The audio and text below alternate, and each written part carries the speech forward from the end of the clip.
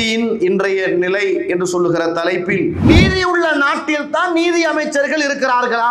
உண்மையில் நீதிமன்றங்கள் நீதியை சுயாதீனமாக செய்கிறதா?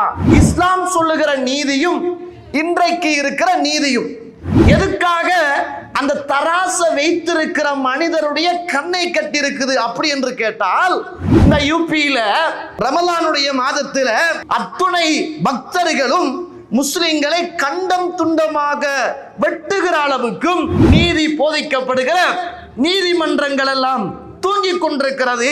கொல்லப்பட்ட அந்த பிள்ளையுடைய தாயும் தந்தையும் கொலைக்கு கொலைதான் என்று நிற்கிறார்கள். இன்றைக்கு இருக்கிற சட்டங்களில் ஓட்டைகள் இருக்கிறது என்பதை உலகமே ஏற்றுக்கொள்கிறது. முஸ்லிம்களுடைய பள்ளிவாசல் உடைக்கப்படுகிறது, உயிர்கள் கொல்லப்படுகிறது, அவ்வளவு அநியாயம் நடக்குது, அராஜகம் நடக்குது.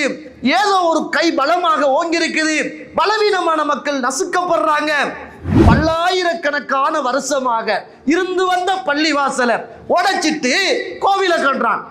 ஆனா நம்ம நாடுகள்ல, அரபு நாடுகள்ல அவங்களுக்கு கோவில் கட்டுவதற்கு நாடு கொடுத்திருக்கிறது. நீதி அப்பாவி முஸ்லிம்களின் மீது திணிக்கப்படுகிறது, கொல்லப்படுகிறது. மனச்சாட்சியே இல்லையாடா? ஒரு மனச்சாட்சி இல்லாத மிருகங்களாக இன்றைக்கு கொண்ட உறவு, கொண்ட தங்கச்சி கற்பழிக்கப்பட்டிருந்தால் 17 வயசுன்னு பாப்பீங்களா? அப்ப எல்லாரும் பேசினாங்களே, சவுதியுடைய ஆட்சி நல்ல ஆட்சி, இஸ்லாமிய நாடுகளுடைய ஆட்சி நல்ல ஆட்சி. ஏர்போர்ட்டால வரக்குள்ள கஞ்சா கொண்டு வாரியான்னு பாக்குறான், அபின் இருக்குதான்னு பாக்குறான், சாராயம் இருக்குதான்னு பாக்குறான். இஸ்லாத்துடைய தீர்ப்பு எங்கேயும் மதுபான சாலைகள் இருக்கக்கூடாது. அஸ்ஸலாமு அலைக்கும் வரஹ்மத்துல்லாஹி வபரகாத்துஹு. அல்ஹம்துலில்லாஹி ரப்பில் ஆலமீன் வஸ்ஸலாத்து வஸ்ஸலாமு அலா அஷ்ரஃபில் முர்ஸலீன் وعلى آله وأصحابه أجمعين أما بعد يا أيها الذين آمنوا اتقوا الله حق تقاته ولا تموتن إلا وأنتم مسلمون يا أيها الناس اتقوا ربكم الذي خلقكم من نفس واحدة وخلق منها زوجها وبث منهما رجالا كثيرا ونساء واتقوا الله الذي تساءلون به والأرحام إن الله كان عليكم رقيبا يا أيها الذين آمنوا اتقوا الله وقولوا قولا سديدا يصلح لكم أعمالكم ويغفر لكم ذنوبكم ومن يطع الله ورسوله فقد فاز فوزا عظيما فإن أصدق الحديث كتاب الله وخير الهدي هدي محمد صلى الله عليه وسلم وشر الأمور محدثاتها وكل محدثة بدعة وكل بدعة ضلالة وكل ضلالة في النار اللهم صل على محمد وعلى آل محمد كما صليت على إبراهيم وعلى آل إبراهيم إنك حميد مجيد. எல்லாம் வல்ல அல்லாஹ்வுடைய திருநாமம் போற்றி ஆரம்பம் செய்கின்றேன். சலாத்தும் சலாமும் இறை தூதர் இறுதி தூதர் முஹம்மது ரசூலுல்லாஹ் ஸல்லல்லாஹு அலைஹி வஸல்லம் அவர்கள் மீதும், அவருடைய வாழ்க்கை வழிமுறைகளை இந்த உலகத்திலே பின்பற்றி வாழ்ந்த உத்தம சஹாபாக்கள், தொடர்ந்தவர்கள், துயர்ந்தவர்கள் இன்ஷா அல்லாஹ் கியாமத்துடைய நாள் வருகின்ற வரைக்கும் தூய்மையான இஸ்லாத்திலே வாழ்ந்து தூய்மையோடு மரணிக்க வேண்டும் என்ற நல்ல உள்ளங்கள் கொண்ட ஆண்கள், பெண்கள், வாலிபர்கள், வயோதிபர்கள், குறிப்பாக என்னையும் உங்களையும் இன்றெடுத்து எனக்கும் உங்களுக்கும் அறிவையும் அன்பையும் நேசத்தையும் பாசத்தையும் ஊட்டி வளர்த்து விட்டு இப்போது என்னையும் உங்களையும் விட்டு மறைந்து மண்ணறைகளிலே வாழ்ந்து கொண்டிருக்கின்ற, என்றைக்குமே மறக்க முடியாத என்னையும் உங்களையும் பெற்றெடுத்த தாயும் தந்தையும், இந்த மண்ணுக்கு மேலே வாழ்ந்து கொண்டிருக்கின்ற என்னையும் உங்களையும் பெற்றெடுத்த தாயும் தந்தையும் மீதும் அல்லாஹ்வுடைய அருளும் அன்பும் பாவ மன்னிப்பும் நரகத்தின் விடுதலையும் என்றென்றும் உண்டாக வேண்டும் என்ற இனிய பிரார்த்தனையோடு ஆரம்பம் செய்கின்றேன். கண்ணியத்துக்கும் பெருமதிப்புக்கும் உரிய இஸ்லாமிய சகோதர சகோதரிகளே, அல்லாஹ்வுடைய நல்லடியார்களே, அல்லாஹ்வுடைய அருளால் தொடர்ச்சியாக நல்லதை கேட்டும் பேசியும் நல்ல சபைகளில் அடிக்கடி அமரக்கூடிய ஒரு பாக்கியமும், அதன் ஊடாக உள்ளத்தில் ஒரு சில ஈமானிய மாற்றங்களையும் அல்லாஹ் ரப்புல் ஆலமீன் நம்முடைய வாழ்க்கையில் தந்து கொண்டிருக்கிறான். அல்ஹம்துலில்லாஹ். எதையெல்லாம் நானும் நீங்களும் பேசுகிறோமோ கேட்கிறோமோ அந்த நல்ல காரியங்களை எல்லாம் தொடர்ந்து இறுதி வரைக்கும் உறுதியோடு செய்கின்ற உளப்பக்குவத்தை ரப்புல் ஆலமீன் தந்தரல வேண்டும் என்ற இனிய பிரார்த்தனையோடு, கண்ணியத்துக்குரிய இஸ்லாமிய சகோதர சகோதரிகளே, அல்லாஹ்வுடைய நல்லடியார்களே, இன்றைய தலைப்பு நீதியின் இன்றைய நிலை என்று சொல்லுகிற தலைப்பில் ஒரு சில விடயங்களை ஞாபகமூட்டலாம் என்று நான் நினைக்கிறேன். கண்ணியத்துக்குரிய இஸ்லாமிய சகோதர சகோதரிகளே, நீதி என்பது இஸ்லாம் வலியுறுத்துவதைப் போல இந்த உலகத்தில் எந்த மதத்தை எடுத்துக்கொண்டாலும் எந்த ஒரு மதமும் வலியுறுத்தாத அளவுக்கு இஸ்லாம் நீதியை வலியுறுத்துவதை பார்க்கிறோம். ஆனால் இன்றைய நீதியின் நிலையும் அன்று இஸ்லாம் காட்டித்தந்த நீதியுடைய நிலையும் எப்படி இருக்கிறது என்பதை ஒரு கணம் நானும் நீங்களும் பார்க்க வேண்டும். இதனால் இரண்டு நன்மைகள் கிடைக்கும். ஒன்று, அல்லாஹு தாலா என்னை ஒரு சிறந்த நீதியான நேர்மையான அவனால் தெரிவு செய்யப்பட்ட அவன் வகுத்து தந்த நீதியோடும் சட்டங்களோடும் வாழுகிற ஒரு மார்க்கத்தில் என்னை அல்லாஹ் ரப்புல் ஆலமீன் வைத்திருக்கிறான் என்று இறைவனுக்கு நன்றி செலுத்துவதற்கு ஒரு சந்தர்ப்பமும், இந்த உலகத்திலே உள்ள நீதி, இந்த உலகத்திலே உள்ள நியாயங்கள் நமக்கு கிடைக்காவிட்டாலும், நம்முடைய உறவுகளுக்கு கிடைக்காவிட்டாலும், முஸ்லிம் உம்மத்துக்கு கிடைக்காவிட்டாலும், மரணத்தின் பின்னர் இறைவனுடைய ஒரு நீதிமன்றம் இருக்கும். அந்த நீதிமன்றத்தில் யாரும் யாருக்கும் பரிந்துரை செய்ய முடியாத ஒரு பயங்கரமான ஒரு நாளாக இருக்கும். அந்த நாளில் நியாயமான தீர்ப்பு நிச்சயம் அல்லாஹ் ரப்புல் ஆலமீன் தருவான். அந்த நாளையில் தீர்ப்பளிக்கின்ற முன்னர் அவனுக்கு சாட்சி சொல்லக்கூடிய அடிப்படையில் அல்லாஹ் இந்த பூமியில் வாழுகிற காலத்தில் அவன் செய்கிற நலவுகளையும் அவன் செய்கிற கெடுதிகளையும் எழுதுவதற்காக ஏடுகளோடு இறைவன் சில வானவர்களையே நிர்ணயம் செய்திருக்கிறான். நானும் நீங்களும் மரணித்தால் அல்லாஹ்வுடைய சன்னிதானத்தில் யௌம நக்திமு அலா அஃப்வாஹிஹிம், அவர்களுடைய வாய்களுக்கு அல்லாஹ் ரப்புல் ஆலமீன் முத்திரையிடுவான். வத்துகல்லிமுனா ஐதீஹிம் வதஷ்ஹது அர்ஜுலுஹும் பிமா கானூ யக்ஸிபூன். இந்த உலகத்தில் இந்த கைகளும் இந்த கால்களும் உடல் உறுப்புகளும் என்ன செய்து கொண்டிருந்தது என்பதை பற்றி நாளை மறுமையிலே இந்த உலகத்தில் பேசாமல் மௌனமாக இருக்குகிற உடல் உறுப்புகள் எல்லாம் இறைவனின் நீதிமன்றத்தில் நியாயங்களையும் அநியாயங்களையும் பற்றி நிச்சயமாக பேசுகிற ஒரு நாள் மறுமையில் இருக்கிறது. இந்த உலகத்தின் நீதிகளும் நீதிமன்றங்களும் ஆட்சிகளும் அதிகாரங்களும் யாருக்கும் கிடைக்காமல், குறிப்பாக முஸ்லிம் உம்மத்துக்கு கிடைக்காமல் போகலாம். ஆனால் மறுமையில் நிச்சயம் நீதி நிறைந்த ஒரு மன்றமாக இறைவனுடைய மன்றம் இருக்கும் என்று சொல்லுகிற இரண்டு வகையான மனோபக்குவத்தை நானும் நீங்களும் பெற்றுக்கொள்ள முடியும். கண்ணியத்திற்குரிய இஸ்லாமிய சகோதர சகோதரிகளே, ஒரு நாட்டை எடுத்துக்கொண்டால் அந்த நாட்டிலே நீதிமன்றம் இருக்கும். அந்த நீதிமன்றத்துக்கு கீழால் காவல்துறை இருக்கும், நீதி அமைச்சர்கள் இருப்பார்கள். இப்படியான ஒரு கட்டுப்பாடுகளோடு தான் இன்றைய முழு நாடுமே இருக்கிறது. அதற்குத்தான் இன்றைக்கு ஹியூமன் ரைட்ஸ் என்று சொல்கிறார்கள், மனித உரிமை ஆணைக்குழு அப்படி என்று சொல்கிறார்கள்.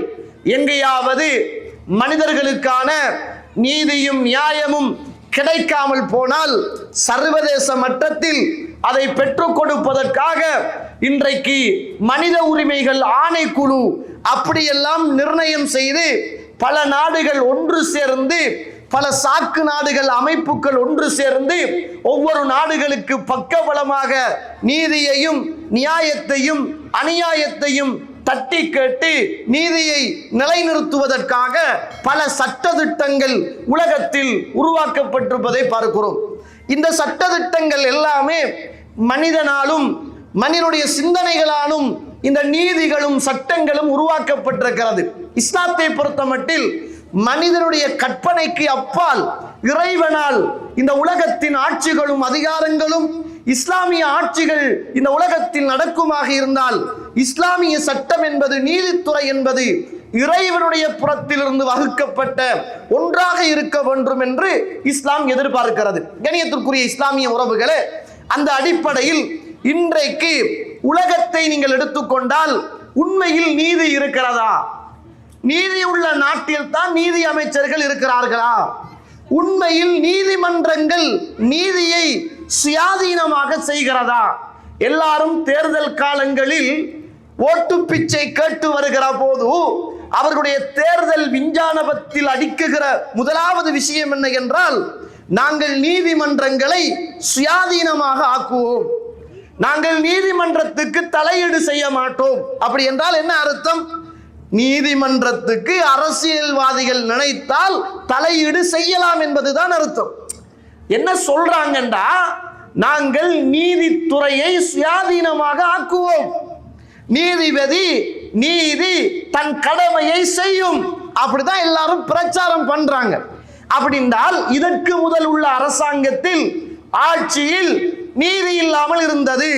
எங்கட ஆட்சியில நாங்க தலையிடலாம், ஆனா நீதியில தலையிட மாட்டோம். அதுதான் அவருடைய மறு அர்த்தம். கண்ணியத்திற்குரிய இஸ்லாமிய உறவுகளே, அல்லாஹ்வுடைய நடிகார்களே, இஸ்லாம் சொல்லுகிற நீதியும் இன்றைக்கு இருக்கிற நீதியும் இதை நீங்க எடுத்து பார்த்தால் மலைக்கும் மடுவுக்கும் உள்ள ஒரு வித்தியாசமாக இன்றைய சமூகத்தில் இருப்பதை பார்க்கிறோம். கண்ணியத்துக்குரிய இஸ்லாமிய உறவுகளே, பாருங்க, இன்றைக்கு நம்ம வாழ்ற நாடுகள் அல்லது நம்மளை சுத்தி இருக்கிற பிற நாடுகள் இங்கு இருக்கிற நீதிகளையும் அநியாயங்களையும் எடுத்து பாருங்கள்.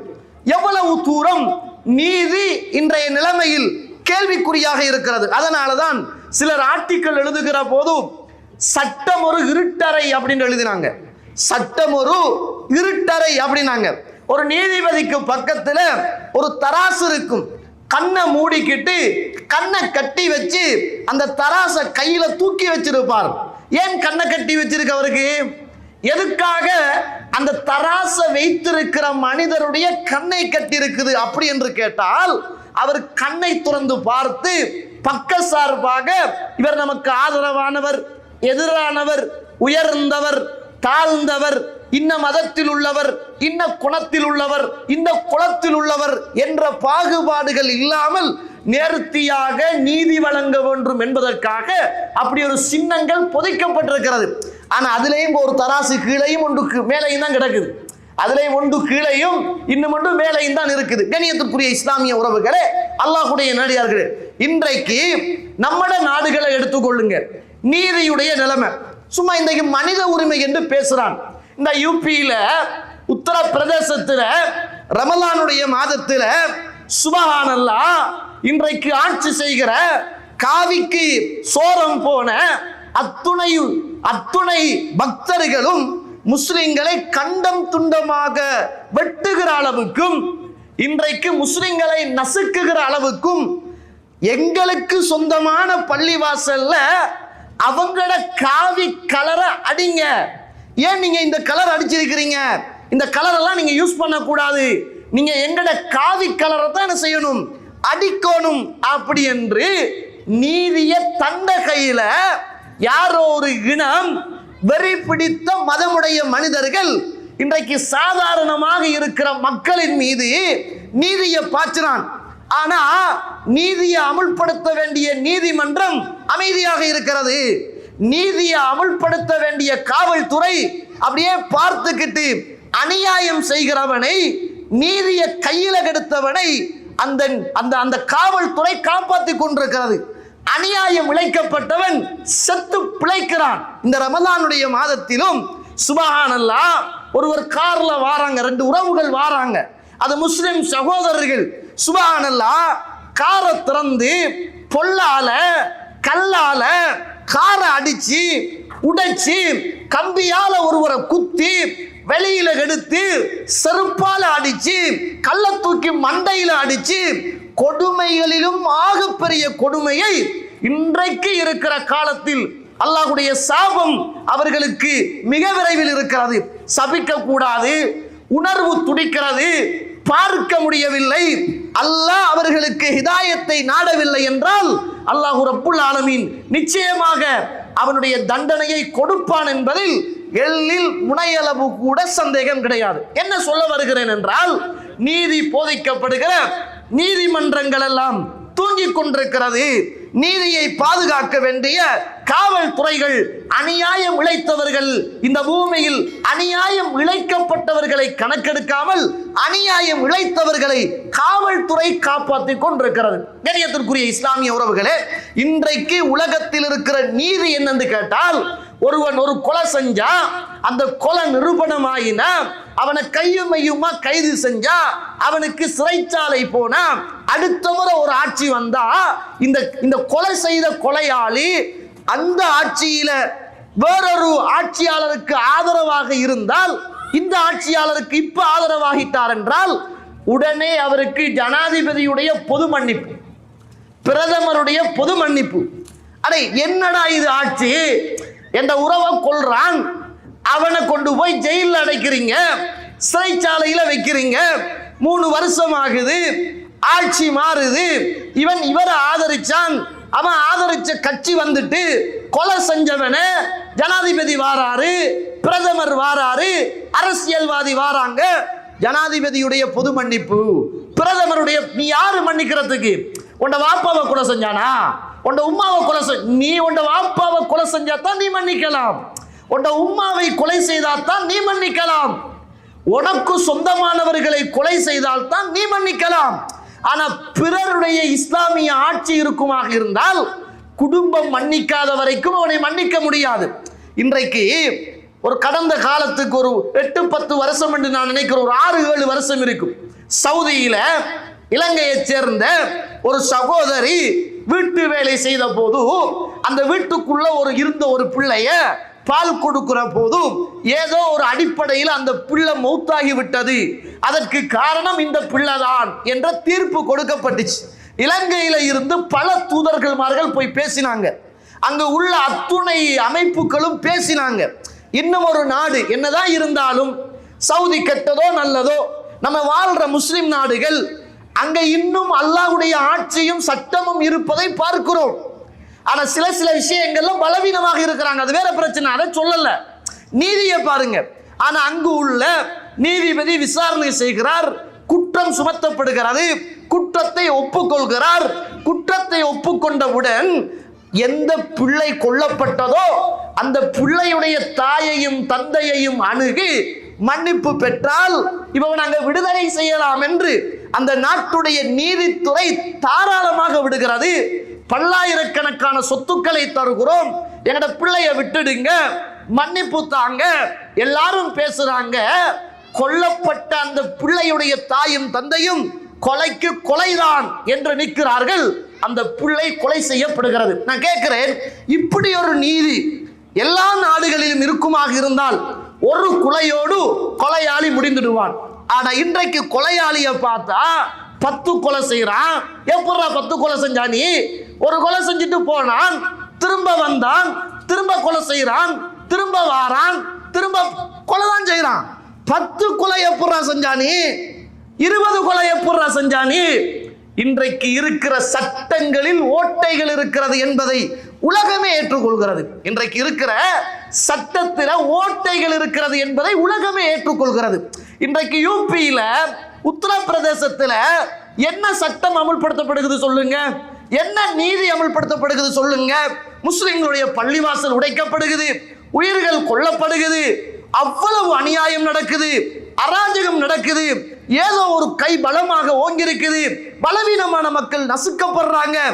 இன்றைக்கு ஹியூமன் ரைட்ஸ் வாயை பொத்திக்கிட்டு இருக்குது. எங்கடா உங்களுடைய மனித உரிமை? உங்களுடைய மனித உரிமை எல்லாம் எங்க? எல்லா நாடுகளும் சேர்ந்து மனித உரிமை என்று பேசினீங்களே, அதுக்கு ஐடி கார்டு அடிச்சு அதுக்கு ஒரு நிறுவனத்தை உருவாக்கி ஒவ்வொரு நாட்டிலையும் ஒவ்வொரு ஆபீஸை திறந்து இன்றைக்கு நீங்க வாழ்றீங்களே, எங்க அந்த உரிமை போச்சுன்னு கேட்கிறேன். கண்ணியத்திற்குரிய இஸ்லாமிய உறவுகளே, சட்டத்தில் இன்றைய காலத்தில் ஓட்டை இருக்கிறது என்பது உலகம் ஏற்றுக்கொண்ட உண்மை. அப்படித்தான் மனுஷனால கண்டுபிடிக்கப்பட்ட சட்டத்தில், மனுஷனால போடப்பட்ட சட்டத்தில், மனுஷனால உருவாக்கப்பட்ட சட்டத்தில் ஓட்டைகள் இருக்கும். இறைவனால் உருவாக்கப்பட்ட சட்டத்தில் ஒரு காலமும் என்ன செய்யாது, ஓட்டைகள் இருக்காது என்பதை பள்ளிவாசல் இருக்குது. ஆண்டாண்டு காலம் கோர்ட்ஸ்ல வழக்கு போகுது, முஸ்லிம்களுக்கு சொந்தமானது என்று சொல்றான், ஆனா அவன் எங்கட பூமி என்று சொல்றான். ஆனா இன்றைக்கு அரசியல் ரீதியாக அல்லது வழக்கு ரீதியாக அல்லது நீதிபதிகள் ரீதியாக தீர்ப்பு வழங்கப்படுகிறது. தீர்ப்பு வழங்கின உடனே பல்லாயிரக்கணக்கான வருஷமாக இருந்து வந்த பள்ளிவாசலை உடைச்சிட்டு கோவில கட்டுறான். ஆனா நம்ம நாடுகள்ல, அரபு நாடுகள்ல அவங்களுக்கு கோவில் கட்டுவதற்கு நாடு கொடுத்திருக்கிறது. கண்ணியத்திற்குரிய இஸ்லாமிய உறவுகளே, அல்லாஹ்வுடைய நடிகார்களே, இன்றைக்கு நம்ம எல்லாம் 1400 வருஷத்துக்கு முதல் இந்த உலகத்தில் ஆட்சியாளர்களை பத்தி பேசினோமே, அதுல நீதியை பத்தி உமர் ரலியல்லாஹு அவர்கள் 3052வது செய்தி, புகாரியில பதிவு செய்யப்பட்ட ஒரு செய்தி. உமர் அவர்கள் மரண நேரத்தில் வசியத்தை செய்கிறார்கள். என்ன அப்படி என்று கேட்டால், அல்லாஹ்வுடைய திம்மா பொறுப்பில் இருந்தவர்கள், அல்லாஹ்வுடைய தூதருடைய பொறுப்பில் இருந்தவர்களோடு நல்ல முறையில் இதற்கு பின்னரும் நீங்கள் நடந்து கொள்ள வேண்டும் என்று நான் உங்களுக்கு வசியத்தை செய்கிறேன். உமர் அவர்கள் வசியத்தை செய்கிறார்கள். எனக்கு பிறகு வருகிற ஆட்சியாளர் யாராக இருந்தாலும் அல்லாஹ்வுடைய பொறுப்பிலும் அல்லாஹ்வுடைய தூதருடைய பொறுப்பிலும் இருந்த அந்த திம்மிகளோடு, திம்மிகள் என்றால் முஸ்லிம்களோடு வாழுவாங்க, முஸ்லிம் நாட்டில் இருப்பாங்க. ஆனா சின்ன தொகையொண்டு நம்ம நினைக்க கூடாது, முஸ்லிம் நாட்டில் வாழ்ந்தா அப்ப மாற்று மத உறவுகள் சல்லி கட்டி வாழணும், அப்படி அல்ல. வெட்வரி என்று சொல்லுவோமே, வரி கட்டணும் என்று சொல்லுவோமே, எல்லா நாட்டிலையும் அந்த சட்டம் இருக்குது. முஸ்லிம்களாயிருந்தா ஜகாத்து கொடுப்போம், மற்றவங்களாயிருந்தா அந்த நாட்டில் வாழ்ற போது வரி கட்டுவாங்க. அந்த வரி தாங்காது, அது 100க்கு 2 அல்லது 100க்கு 5 100க்கு 10 எவ்வளவோ வரி இருக்கும். அந்த வரி தான் அன்றைய காலத்தில் அல்லாஹ்வுடைய தூதரினால் அறிமுகப்படுத்தப்பட்டது. அதைத்தான் உமர் சொல்றாங்க, அல்லாஹ்வின் பொறுப்பிலோ அல்லாஹ்வுடைய தூதருடைய பொறுப்பிலோ வாழக்கூடிய அந்த திம்மிகளோடு நல்ல முறையில் நடந்து கொள்ளுங்கள், அவர்களுடைய விஷயத்தில் கவனமாக இருந்து கொள்ளுங்கள். அவர்கள் சுமக்க முடியாத அளவுக்கு பொருளாதாரத்தை அவர்கள்ட்ட இருந்து கிடைக்கக்கூடிய ஜிஸியா வரியை சுமத்தி விடாதீர்கள். அவர்களை எதிர்த்து யாராவது போர்க்கொடி தூக்கி வந்தால் அவர்களுக்காக நீங்கள் போராடுங்கள் என்றாங்க உமர் ரலியல்லாஹு அன்ஹு. இஸ்லாம் இல்லைங்க, அவன் முஸ்லிம் அல்ல, முஸ்லிம் நாட்டில் வாழ்றான், ஆனா அவன் திம்மியா இருக்கிறான், ஜிஸியா வரி கட்டுறான்.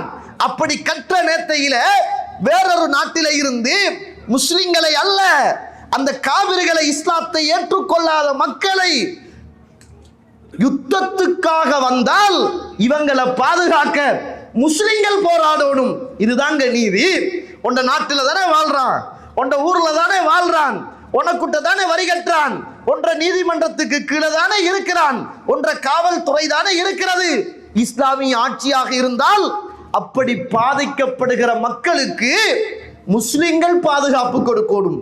அவங்களை எதிர்த்து போராடுறவர்களோடு முஸ்லிம்கள் போராட வேண்டும், இவங்களை பாதுகாக்கணும். சுப்ஹானல்லாஹ், என்ன ஆச்சரியமான மார்க்கம், என்ன ஆச்சரியமான நீதி. ஆனா இன்றைக்கு இவன் ஒரு பக்கம், அவன் ஒரு பக்கம், அரசியல் 2 பக்கம், நீதி நடுவுல சாகுது. நீதி அப்பாவி முஸ்லிம்களின் மீது திணிக்கப்படுகிறது, கொல்லப்படுகிறது. பைத்தியக்காராக்கள் மாதிரி உடுப்புகளை பிச்சு, டை அடிச்சு, கலர்களை ஊத்தி, சுரில புரட். நான் கேட்கிறேன், இந்த நிலைமை நம்மட வாப்பாக்கு நடந்தா, நம்மட உமாக்கு நடந்தா, நம்மட உறவுக்கு நடந்தா, நம்மட பிள்ளைக்கு நடந்தா, நம்ம நல்லா தானே சாப்பிடுறோம், நல்லா தானே நோன்பு திறந்தோம், நல்லா தானே கஞ்செல்லாம் குடிச்சோம், நல்லா தானே டீ குடிக்கிறோம், பெருநாளை கொண்டாட சந்தோஷமா தானே நீங்க இருக்கிறோம். சுப்ஹானல்லாஹ், அந்த மக்களுடைய மனநிலைமையை யோசித்து பாருங்கள். இன்றைக்கு அவர்கள் அநியாயம் இழைக்கப்பட்ட நிலைமையில் இருக்கிற ஒவ்வொரு உறவுகளையும் யோசித்து பாருங்கள். சிரியாவுல நீதி உலக நாடு பார்க்குது, அமெரிக்கா வல்லரசுன்னு சொல்றான், ஒவ்வொரு நாடுகளும் இன்றைக்கு அமெரிக்காவுக்கு பயம் என்று சொல்றான். யாரோ ஒருவர் வர்த்தக மையத்தை ஒரு தனிநபர் தாக்கினார் என்பதற்காக சுப்ஹானல்லாஹ் எவ்வளவோ முயற்சிகள் செய்து தாக்கினீர்கள். அப்பாவி பிள்ளைகளப்பா, பால் குடிக்கிற பிள்ளைகளப்பா, சின்ன சின்ன பிள்ளைகளப்பா, பெண்கள், வயோதிபர்கள், வாலிபர்கள், ஒன்றுமே செய்யாதவர்கள். இன்றைக்கு ரமலான் 2வது நாளாக 150 உறவுகள் மரணித்திருப்பதாக தகவல். சுப்ஹானல்லாஹ். 150 பேரை கொண்டுட்டீங்களடா. இஸ்ரேல் மீண்டும் சிரியா மீது, காசா மீது தாக்குதல் நடத்துது. ரமலானுடைய மாதம் என்று உலகத்துக்கே தெரியும். உலகம் தான் வல்லரசு என்று சொல்றான், ஆட்சின்னு சொல்றான், ஹியூமன் ரைட்ஸ் இருக்குன்னு சொல்றான். மனச்சாட்சியே இல்லையாடா? ஒரு மனச்சாட்சி இல்லாத மிருகங்களாக இன்றைக்கு மனித சமூகம் குலைவெறி பிடித்தவர்களாக இருக்கிறாங்களே. இதுதாங்க வித்தியாசம். இஸ்லாம் என்பது மதம் அல்ல, இஸ்லாம் என்பது மார்க்கம். ஏனைய மதத்துக்கு வெறி பிடிக்கும், மார்க்கத்துக்கு ஒரு காலமும் வெறி பிடிக்காது. மார்க்கத்துக்கு வெறி பிடிக்காமல் இருப்பதற்கு காரணம் இயற்கையாக இந்த உலகத்தில் இஸ்லாத்தை தந்த ரப்புல் ஆலமீன் போட்ட சட்டங்களுங்க. அதனால மனுஷன் கட்டுப்படுறான். நீயா உருவாக்கின கொலவெறி, நீயா உருவாக்கின நீதி, நீயா உருவாக்கின ஆட்சி, அதனால உனக்கு மதம் பிடிக்குது. முஸ்லிம்கள் எங்கேயும் மதம் பிடித்த வரலாறு காண முடியாது. கண்ணியத்துக்குரிய இஸ்லாமிய உறவுகளே, இந்த நேரத்தில் நமக்கு ஒரு கடமை இருக்கு. நமக்கு ஒரு கடமை இருக்குது. என்ன? அந்த பிள்ளைகளை நம்மட பிள்ளைகளாக நினைங்க. அந்த பெண்களை நம்மட சகோதரிகளாக, தாய்களாக நினைச்சு பாருங்க. மரணித்த உறவுகள் நம்மட உறவுகளாக நினைச்சு பாருங்க. இஃப்தாருடைய நேரங்களில் கண்களில் இருந்து கண்ணீர் சுரக்க ஆரம்பிக்கும். தாஜ்ஜத்துடைய நேரங்களில் அவர்களுக்காக பிரார்த்தனை செய்கிற மனங்களாக நம்முடைய மனங்கள் தட்டும். அல்லாஹ்வுடைய சன்னிதானத்தில் நானும் நீங்களும் அழுவோம். ஏன்? அல் முஸ்லிம் அகுல் முஸ்லிம். அந்த சகோதரனுங்க, எந்த சகோதரன், என்ற தாய், எந்த சகோதரி, என்ற பிள்ளையை போல ஒரு பிள்ளை நசுக்கப்படுகிறது, ஷஹீதாக்கப்படுகிறது, கொல்லப்படுகிறது. நீதியும் சேர்ந்து இன்றைக்கு சட்டம் ஒரு இருட்டறையாக இருக்கிறது. ஆனா கேட்க பார்க்க ஆள் இல்லாத ஒரு அனாதைகளாக உலகத்தில் முஸ்லிம்கள் இவ்வளவு உச்சத்தை வளர்ந்த போதும் இன்றைக்கு எங்கள்கிட்ட உலகத்தின் மீது கொண்ட அந்த ஆசையும் மார்க்கத்தின் மீது உள்ள வெறுப்பும் இன்றைக்கு மற்றவர்களுடைய அடாவடித்தனத்துக்கு, மற்றவர்களுடைய அநீதிகளுக்கு இன்றைய நீதிகள் இல்லாத ஒரு காலமாக மாறி போயிருக்கிற ஒரு காலத்தை நானும் நீங்களும் பார்க்கிறோம். அல்லாஹ் தஆலா அல் குர்ஆன் சூரத்து நஹல் 90வது வசனம். அல்லாஹ் அல் குர்ஆனில சட்டத்தை பத்தி, நீதியை பத்தி பேசுகிற போது இன்னல்லாஹ யஅமுரு பில் அத்லி வல் இஹ்சான், அல்லாஹ் தஆலா உங்களுக்கு அதிலை அல்லாஹ் தஆலா ஏவுகிறான். நீதமாக, நீதியாக, உபகாரமாக நீங்கள் நடந்து கொள்ள வேண்டும் என்று படைத்த ரப்புல் ஆலமீன் கட்டளையிடுவதாக அல்லாஹ் தஆலா அல் குர்ஆனில் எனக்கும் உங்களுக்கும் சொல்லித் தருவதை பார்க்கிறோம். பாருங்க, உபாதா இப்னு சாமித் இப்னு மாஜாவிலே 2074வது ஹதீஸ், அகீமு ஹுதூத் அல்லாஹ், அல்லாஹ்வுடைய சட்டங்களை, அல்லாஹ்வுடைய ஹுதூதுக்களை நீங்கள் நிலைநாட்டுங்கள். அவர்கள் கிட்ட இருந்தாலும், உறவினர்களாக இருந்தாலும், அவர்கள் தூர இருந்தாலும், உறவினர்கள் அல்லாமல் இருந்தாலும் அவர்களுடைய விஷயத்தில் நீதியை நிலைநாட்டுங்கள். யாரும் பழிப்பார்கள் என்பதற்காக பழிக்கக்கூடியவர்களுடைய பழிப்பை நீங்கள் பொருட்படுத்தாதீர்கள். எவ்வளவு அழகாக அல்லாஹ்வும் அல்லாஹ்வுடைய தூதரும் நீதியை நிலைநாட்டுமாறும் மற்றவன் பழிக்கிறான் என்று. இன்றைக்கு நிறைய முஸ்லிம் நாடுகளுக்கு இன்றைக்கு ஐக்கிய நாடுகளை பார்த்து பயம். என்ன தெரியுமா? அல்லாஹ்வுடைய சட்டம் இன்றைக்கும் இருக்குது.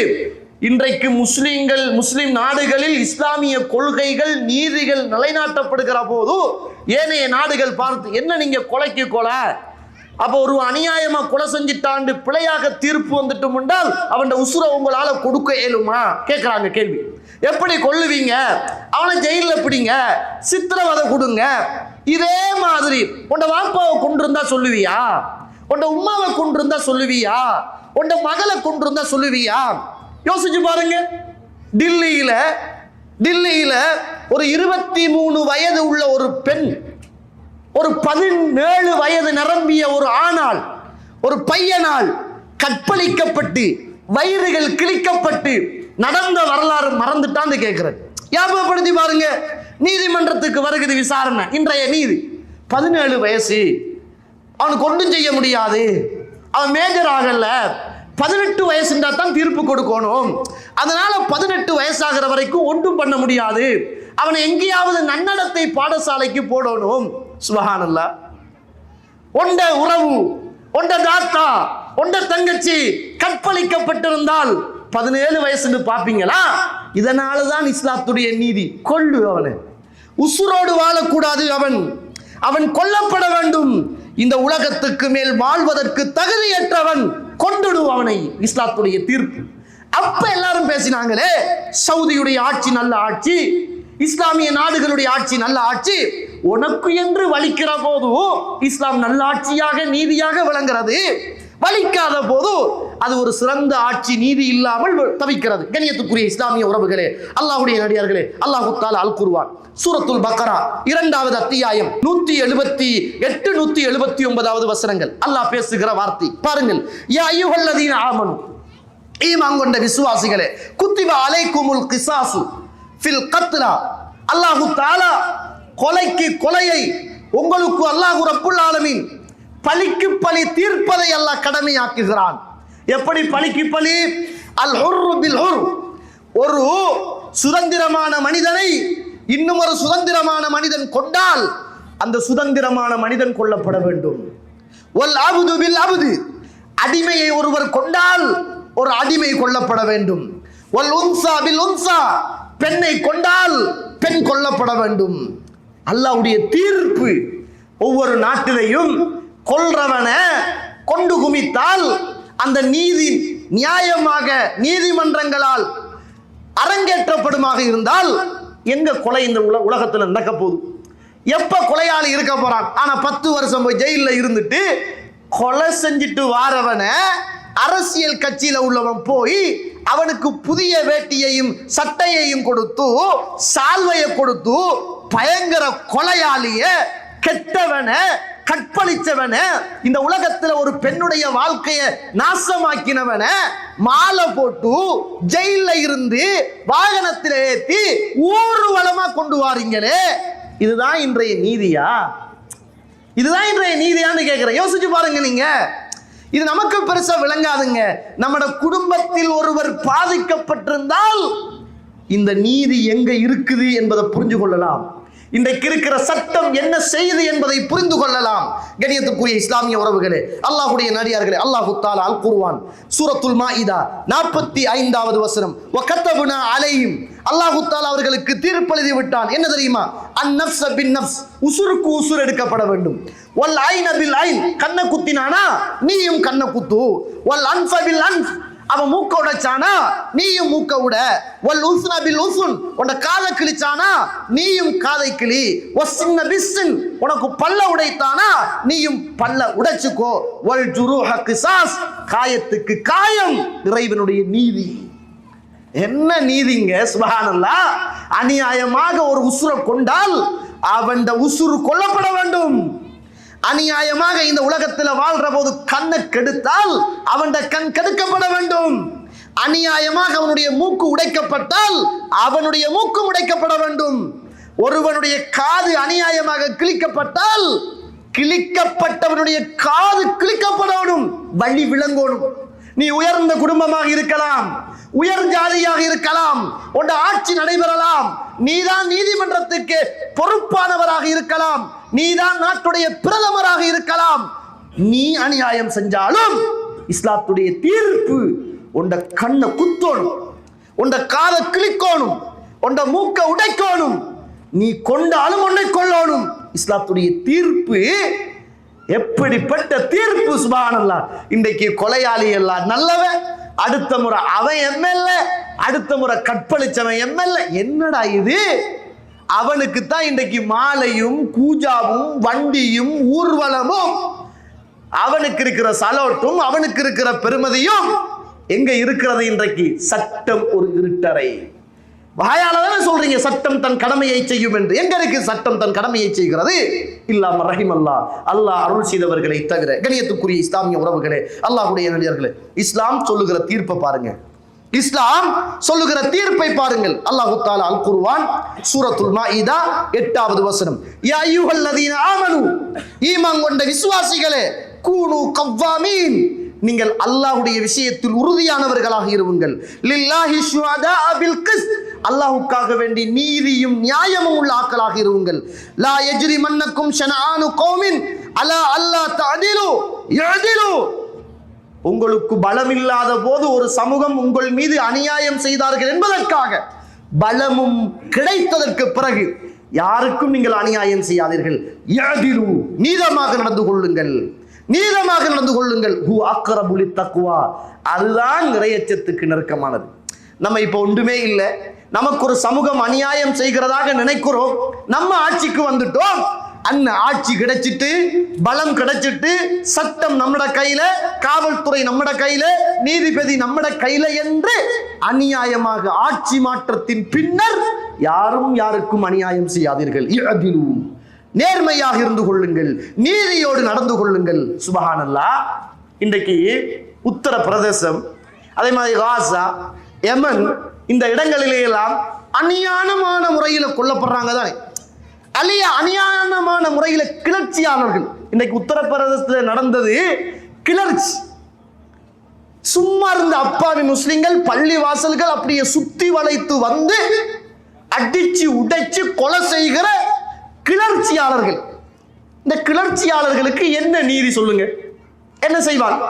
ஒன்று, ஆக மேக்சிமம் ஊரடங்கு சட்டம், வெளியில யாரும் வர இயலாது, போடவும் இல்லை. சரி, அப்படிதான் இருந்தா கிளர்ச்சியாளர்களை பிடிச்சால் கிளர்ச்சியுடைய நேரத்தில் ஒன்றும் செய்ய இயலாது. யாரு யாரு கொண்டுன்னு தெரியாது.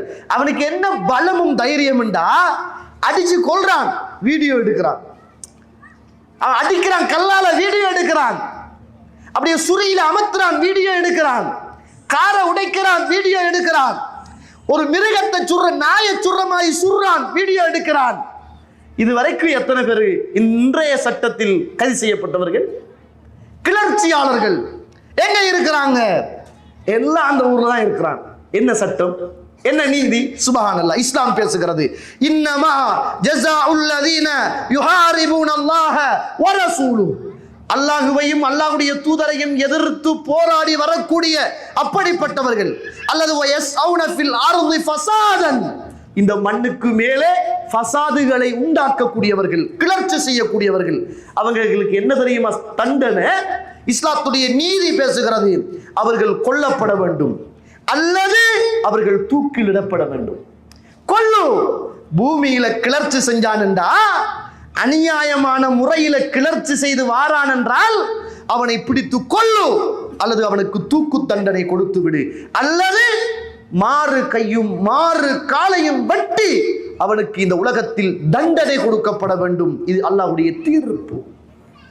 அல்லது அவனை ஊர்ல இருந்து நாடு கடத்தோடும், இது அல்லாஹ்வுடைய தீர்ப்பு. சுப்ஹானல்லாஹ். கிளர்ச்சி செஞ்சா என்ன தெரியுமா நீதி இஸ்லாத்துல? கிளர்ச்சி செய்தவன் கொல்லப்பட வேண்டும், அல்லது தூக்கிலிடப்பட வேண்டும், அல்லது மாறு காலும் மாறு கையும் வலது கையை வெட்டினால் இடது கால் வெட்டப்பட வேண்டும். துடிக்கோடும். நீ அநியாயமா கிளர்ச்சி செய்யாதா? அநியாயமாக உன்னுடைய ஒரு மூர்க்கத்தனத்தை அப்பாவி மக்கள்ல காட்டினாயா, சாகு, அல்லது ஊரை விட்டு விரட்டு, இந்த நாட்டில் இருக்க எங்கேயாவது பேய்த்துடு. இதுதான் இஸ்லாத்துடைய இந்த தீர்ப்பு. உலகத்தில், இந்தியாவில், இலங்கையில் ஒவ்வொரு நீதிமன்றங்களிலும் இறைவனுடைய தீர்ப்பு இருக்குமாக இருந்தால் இன்றைய தீர்ப்புகள் எப்படி இருக்கிறது? இன்றைய குற்றங்கள் நடக்குமா? கொலை நடக்குமா? விபச்சாரம் நடக்குமா? மது இருக்குமா? ஏர்போர்ட்டால வரக்குள்ள ஐஸ் வச்சிருக்கியான்னு பாக்குறான், கஞ்சா கொண்டு வாரியான்னு பாக்குறான், அபின் இருக்குதான்னு பாக்குறான், சாராயம் இருக்குதான்னு பாக்குறான். என்னடா இது? ஏர்போர்ட்ல வரக்குள்ள செக் பண்றான். ஆனா இங்க தண்ணி போத்தல்ல தூக்கிட்டு ஊத்திட்டு போறான். எப்படா வந்துச்சு? சட்டம் ஓட்ட. ஐஸ் அடிக்கிறவனை பிடிக்கிறான், இரவையில வாகனத்தை நிப்பாட்டி நிப்பாட்டி பிடிக்கிறான். ஏர்போர்ட்ல வாரவனை ஸ்ட்ரிக்டா செக் பண்றான். நான் சும்மா கேட்கிறேன், இஸ்லாம் குடிக்கு கொடுத்த தண்டனை, அவனை பிடிச்சு 40 கசையடி அடிக்கோடும். நான் கேட்கிறேன், இந்த குடிச்சவனை பிடிச்சு இப்படி இப்படி அடிச்சு அடிச்சு அடிச்சு இஸ்லாம் சொல்லுகிற தீர்ப்பு நடைமுறைப்படுத்தப்பட்டால் எங்க வளரப்போகுது? இன்றைக்கு இருக்கிற பெரிய பிசினஸே அதுதான். பிசினஸ் மாஃபியா இன்றைக்கு அதுதான். ஐஸ்ன்றான், என்னமோ என்னமோ பேர்ல எல்லாம் சொல்றான், பியர்ன்றான், பிஸ்கின்றான், மிராண்டின்றான், பிராண்டின்றான், என்னமோ பேச்சாண்டின்றான். அதுதான் இன்றைக்கு இருக்கிற பிசினஸ். கண்ணியத்திற்குரிய இஸ்லாமிய உறவுகளே, அவனை பிடி, அவனுக்கு அடி, அவனுக்கு அடி, கசை அடி கொடு. இன்றைய சட்டம் ஒவ்வொரு நாடுகளிலும் இஸ்லாமிய தீர்ப்பு. இன்றைக்கு அரசாங்கத்தில் உனக்கிட்ட லைசன்ஸ் இருக்கா, லைசன்ஸ் தான் நீ விற்கலாம். உனக்கிட்ட லைசன்ஸ் இல்லாத விற்க. லைசன்ஸ் உள்ளவன் விற்கலாமா? ஆனா குடிக்கிறவனை பிடிச்சு அடிக்கிறான். லைசனை கொடுத்துட்டு இவன் வாங்கி குடிக்கிறான், குடிச்சவனை பிடிச்சு அடிக்கிறான். அட பாபா, லைசனை கொடுக்காம ஓடு. குடிச்சது தப்பா அல்லது நீ கொடுத்தது தப்பா? சட்டம் தெரியல, இருட்டு. நீ ஏன் கொடுத்துட்டு குடிக்க வேணான்னு சொல்றாய், குடிச்சவனை பிடிச்சு கூட்டுக்குள்ள போடுறாய், ஆனா நீ தான் போய் திறக்குறாய். அப்ப மக்கள் பார்க்கிறான். அப்ப என்ன இது? என்ன பைத்தியக்காரத்தனமான சிந்தனை இது? புரியலையே. இஸ்லாத்துடைய தீர்ப்பு, எங்கேயும் மதுபான சாலைகள் இருக்கக்கூடாது, எந்த முஸ்லிமும் குடிக்க கூடாது. குடித்தால் அவன் கொண்டு வரப்பட வேண்டும் இஸ்லாமிய ஆட்சிக்கு கீழ். அவனுக்கு கசையடி கொடுக்கப்பட வேண்டும். அதை பார்த்து முதல் ஒரு காலம் குடிகாரன் எங்கேயாவது ஒரு வீட்டுல 2 வீட்டுல தான் இருந்தான். இப்ப எல்லா வீட்டுலையும் குடிகாரனா போயிட்டான். முதல் ஒரு காலம் ஒரு வீட்டுல 2 வீட்டுல குடிகாரனா இருந்து, பொம்பளைகளுக்கெல்லாம் சரியான பயம். குடிகார வீட்டுக்குள்ள வந்தா பயம். அதனால பெண்கள் கதவை மூடிடுவாங்க, ஜன்னலுக்குள்ளான பார்ப்பாங்க. இரும்புக்கு நம்ம உள்ளுக்கு ஜெயிலுக்குள்ள இருக்கிற மாதிரி அவன் வெளியில இருக்கிற மாதிரி தான் பயத்துல பார்த்து. இன்றைக்கு ஒவ்வொரு வீட்டுலையும் குடியாரர்கள் உருவாகி சர்வ சாதாரணமாக இன்றைக்கு அமைச்சர்மாரு குடிக்கிறான். அவன் தான் லைசன்ஸ் குடிக்கிறான். இன்னைக்கு ஆப்போட்டால போகக்குள்ள வாங்கிட்டு போறான், அங்கால வித்துட்டு போறான். என்னடா இது சட்டம்? புரியலையே. டிரைவிங் பண்ணக்குள்ள ஓடக்குள்ள குடிக்காத, குடிச்சா அரெஸ்ட் பண்ணும். சும்மா இருக்கக்குள்ள பெருநாள் டைம்ல குடி. என்ன சட்டம் இது? பெருநாள் டைம்ல குடிக்க சொல்றான், சந்தோஷமான டைம்ல குடிக்க சொல்றான், டிரைவிங் பண்ணக்குள்ள குடிக்க வேணான்னு சொல்றான், நாட்டுக்குள்ள துறக்க சொல்றான். துறந்ததுக்கு பிறகு போய் வாங்கினா நீ இந்த போத்தல்ல கொண்டு வந்தா பிடிப்பேன், தண்ணி போத்தல்ல கொண்டு வந்தா பிரச்சனை இல்லைன்னு சொல்றான். இஸ்லாமிய சட்டம் மட்டும் நீதியாக இந்த நாட்டில் இருக்குமாக இருந்தால், குடிச்சவனை கொண்டு வந்து 40 பேருக்கு கசையடி கொடுக்கப்படுமாக இருந்தால் ஊரும் திருந்தும், சமூகமும் திருந்தும், அந்த நீதி சமத்துவமாக இருக்கணும். ஆனா இன்றைக்கு இருக்கிற பிரச்சனை என்னென்றால், அரச பாதுகாப்போடு சில ஆட்களுக்கு சட்டத்தில் இருந்து சலுகை. அரச பாதுகாப்போடு இஸ்லாத்துல தாழ்ந்தவனும் உயர்ந்தவனும், உயர் ஜாதியோ கீழ் ஜாதியோ என்ற பாகுபாடே கிடையாது. தப்பு செய்தால் எவனாக இருந்தாலும் சட்டம் தன் கடமையை சரியாக செய்யும். அது இஸ்லாத்துடைய நீதியாக இருக்கும். இப்படி ஒரு ஆட்சியை காண இயலுமா? உங்களுக்கு தெரிஞ்ச செய்தி 4304வது செய்தி, புகாரியில பதிவு செய்யப்பட்ட ஒரு செய்தி. இஸ்லாத்துல குற்றவியல் சட்டத்தை நீங்க படிச்சீங்கன்னா 2 இருக்கு. ஒன்று கிசாஸ், இன்னும் ஒன்று ஹஜ். இது 2ஆக பார்க்கப்படும். அதை விளங்கப்படுத்த நேரம் காணாது. ஆனா 2ம் குற்றவியல் சட்டம் தான். சிலதுல சில சிபாரிசுகள் எடுத்துக்கொள்ளப்படும், சிலதுல சிபாரிசுகள். உதாரணத்துக்கு சொல்றேன்டால், ஒரு இஸ்லாமிய நாடு இருக்குது. ஒருவன் களவெடுத்துட்டான், களவெடுத்து ஐன மன்னிச்சுட்டாண்டா, களவெடுத்தவனும் களவெடு கொடுத்தவனும் மன்னிச்சுட்டாண்டா பிரச்சனை அல்ல. ஆனால் களவெடுத்தவனை கையும் மையுமாக பிடித்து இஸ்லாமிய ஆட்சிக்கு கீழே கொண்டு போய் ஒப்படைக்கப்பட்டதன் பிறகு கொண்டு போனவன் சொல்றான், பாவம் அவரை விட்டுடுங்க, கையை வெட்டாதங்க என்று சொன்னாலும் வெட்டிதான். நாட்டு ஆட்சி பீடத்துக்கு பிரச்சனை வந்தால் வெட்டத்தான் வேணும். அதான் சட்டம். கொலை செஞ்சுட்டான், உன் வாப்பாவை கொலை செஞ்சான், அம்மாவை கொலை செஞ்சான், கொலையால் என்று தீர்ப்பாயிட்டு நீதிமன்றம் பேசுது, இஸ்லாமிய ஆட்சி இருக்குது, கொலையாளி இருக்கிறார், குடும்பத்திட்ட பொறுப்பு. நீங்க என்ன செய்றீங்க? மன்னிக்கிறீங்களா கொல்லவா? இல்ல மன்னிக்கிறோம், ரைட், எவ்வளவு ஃபிதியா, ரைட் எடுத்துக்கங்க, எவ்வளவு, என்ன செய்றீங்க, குற்றப்பரிகாரம், ரைட் நாங்க மன்னிக்கலாம். கொல்லதானா? கொல்லதான். இதுதான் கிசாசுக்கும் ஹத்துக்கும் உரிய வித்தியாசம். கணியத்துக்குரிய இஸ்லாமிய உறவுகளே, இஸ்லாமிய ஆட்சி ஒன்று இந்த உலகத்தில் இருக்குமாக இருந்தால், இந்த உலகத்தில் குற்றங்கள், இந்த உலகத்தில் பாவங்கள் அடியோடு இல்லாமல் போயிருக்கும். ஆனால் இன்றைக்கு இஸ்லாமிய ஆட்சி இல்ல, நியாயமான நீதியும் அல்ல, எல்லா நீதிகளும் நியாயங்களும் இருட்டுள்ளதாகவே இருக்கிறது. வாய்ப்புள்ளவனும் வாய்மையுள்ளவனும் வெண்டுகிட்டு போகிறான், வாய்ப்பில்லாதவனும் வாய்மை இல்லாதவனும் சட்டத்திலிருந்து இன்றைக்கு மாட்டிக்கொண்டு இருக்கிறான். இதுதான் இன்றைய உலக நீதியாக இருக்கிறது. இப்படி ஒரு ஆட்சி எந்த வரலாறு இல்லாத சொல்லுங்கள். அல்லாஹ்வுடைய தூதருடைய காலத்தில் ஒரு பெண் திருடப்பட்டார். ஒரு பெண் ஒரு பொருளை திருடிட்டார். அவ பெரிய உயர்ந்த குலம்.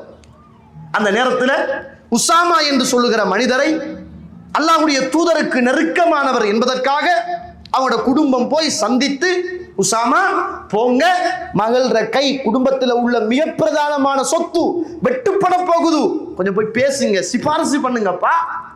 வெட்டிட்டாண்ட குடும்ப மானம் மரியாதை என்னவாகும்? தயவு செய்து இந்த வேலையை பண்ணுங்க அப்படின்னு நடக்கும். அந்த நேரத்தில் அல்லாஹ்வுடைய தூதர் ஸல்லல்லாஹு அலைஹி வஸல்லம் முகம் மாறி போன வரலாறு. அல்லாஹ்வுடைய தூதர் ஸல்லல்லாஹு அலைஹி வஸல்லம் அவர்கள் அங்கிருந்த அத்துணை பேரையும் பார்த்து, வல்லதி நஃப்சு முஹம்மதின் பியதி, என்னுடைய உயிர் எவன் கைவசம் மீது இருக்கிறதோ அந்த ரப்பின் மீது ஆணையாக, லவ் அன்ன ஃபாத்திமா பின்த முஹம்மதின் சரகத், முஹம்மதுடைய மகள் ஃபாத்திமா ரலியல்லாஹு அன்ஹா திருடி இருந்தாலும் அவருடைய கையையும் வெட்டி இருப்பேன். சுப்ஹானல்லாஹ். அரசியல்ல உள்ள எம்ஏ உடைய மகன், மந்திரியுடைய மகன், பார்லமெண்ட் உறுப்பினருடைய மகன் தப்பு செய்கிறான். போலீஸ் பாதுகாப்போட மக்கள் யாருல கண்ணிலையும் பட்டுடாம அவனை கொண்டு போய் வேறாக பஞ்சாயத்து நடத்தி முன்வாசலால கொண்டு வந்தவனை பின்வாசலால விட்டுறான். இதே நேரம் ஒரு அப்பாவி பலமில்லாதவன் அல்லது ஒரு பெரும்பான்மை சமூகமாக வாழ்ற நாட்டில் சிறுபான்மை சமூகமாக வாழுகிற முஸ்லிம் அவன் ஒரு தப்பு செய்தால் அவனை கொண்டு போய் அடிச்சு அவனுக்கு சட்டத்தை தலையில சுமத்தி அவனை கொண்டு போய் இன்றைக்கு நாட்டில் நீதி இருக்குதுன்னு காட்டுறான். கணியத்திற்குரிய இஸ்லாமிய உறவுகளே, அல்லாஹ்வுடைய நடிகார்களே, இஸ்லாத்துடைய நீதி இந்த உலகத்தில் மூளை முடுக்குகளில் எல்லாம் நிலைநாட்டப்படுமாக இருந்தால் எந்த பாவங்களும் இருக்காது, எந்த குற்றங்களும் என்ன செய்யாது, இருக்காது. அல்லாஹ்வுடைய தூதர் ஸல்லல்லாஹு அலைஹி வஸல்லம் இந்த பூமியில் வாழ்ந்த காலத்தில் புகாரியில 5758வது செய்தி, அல்லாஹ்வுடைய தூதர் ஸல்லல்லாஹு அலைஹி காலத்தில் ஒரு வழக்கு வருகிறது. நீதியை பேச போறாங்க ரசூலுல்லாஹ். யார் அப்படி என்று கேட்டால் 2 பெண்கள். அந்த 2 பெண்களிலும் 2 பேர் சண்டை பிடிக்கிறாங்க. அந்த 2 பேரும் சண்டை பிடிச்ச உடனே ஃபரமத் இஹ்தாஹுமல் உக்ரா பிஹஜரின், ஒரு பெண் கல்லை எடுத்து இன்னும் ஒரு பெண்ணுக்கு அடிக்கிறாள். கல்லடிக்கப்படுற பெண் வயிற்றில பிள்ளையோடு இருக்கிறாள், கற்பனை பிள்ளையோடு இருக்கிறாள். சுப்ஹானல்லாஹ், வஹி ஹாமில், அவள் குழந்தையோடு இருக்கிறாள். அந்த வயிற்றுல உள்ள பிள்ளை கல்லடிபட்டு அப்படியே மௌத்துக்குள்ள மௌத்தாயிடுச்சு.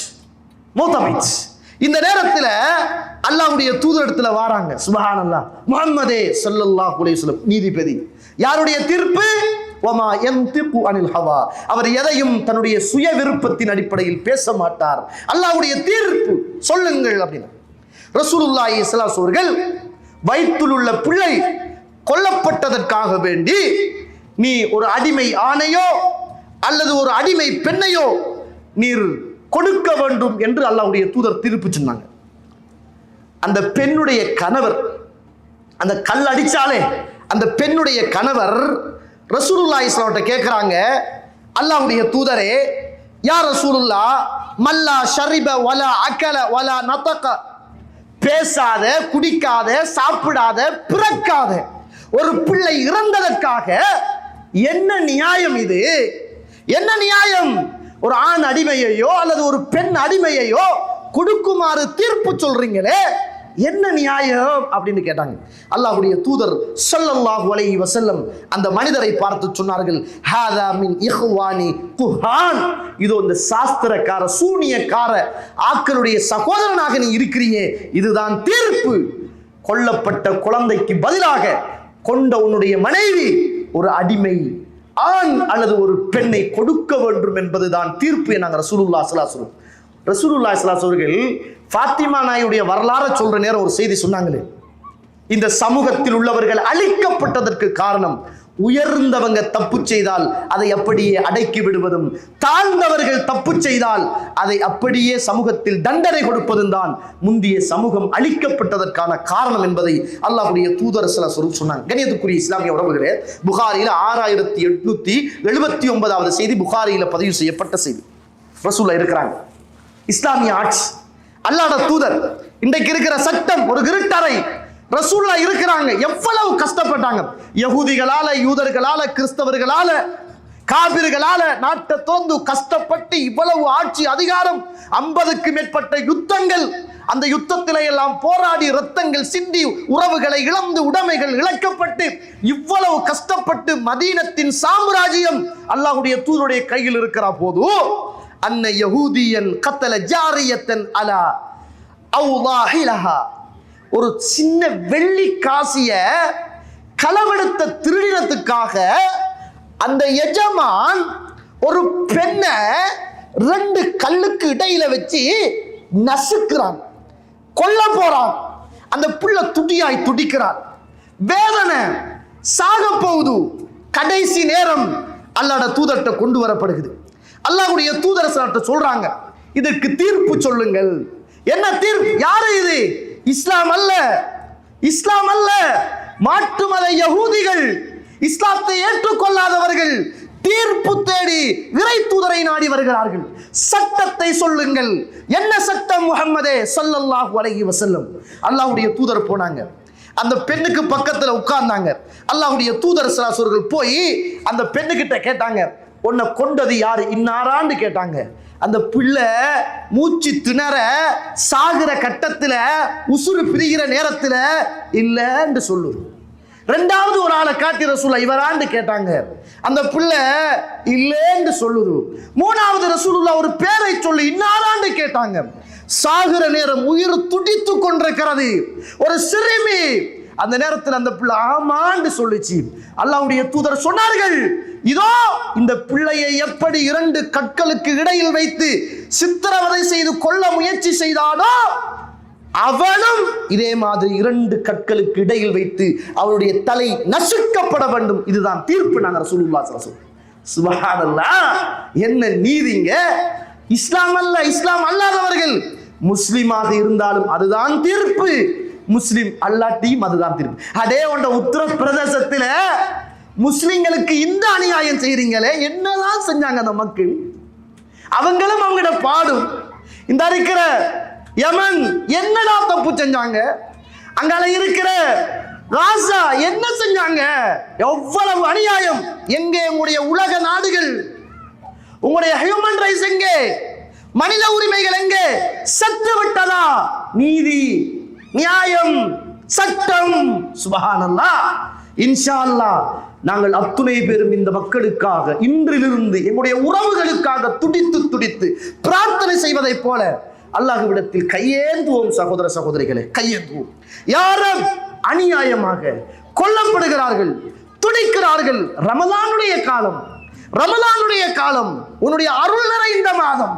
யா அல்லாஹ், இவர்கள் யாரையும் விட்டுடாதே. ரசூலுல்லாஹி ஸல்லல்லாஹு அலைஹி வஸல்லம், ரசூலுல்லாஹி ஸல்லல்லாஹு அலைஹி வஸல்லம் இந்த உலகத்தில் வாழ்ந்த காலம், ஆசிம் இப்னு சாபித் என்ற அந்த நபித்தோழர்கள் எல்லாம் கொல்லப்பட்ட அந்த நேரத்தில், அல்லாஹும்ம ஹஸீம் அததா வகுத்துலுஹும் பததா வலா துப்கி மின்ஹும் அஹதா.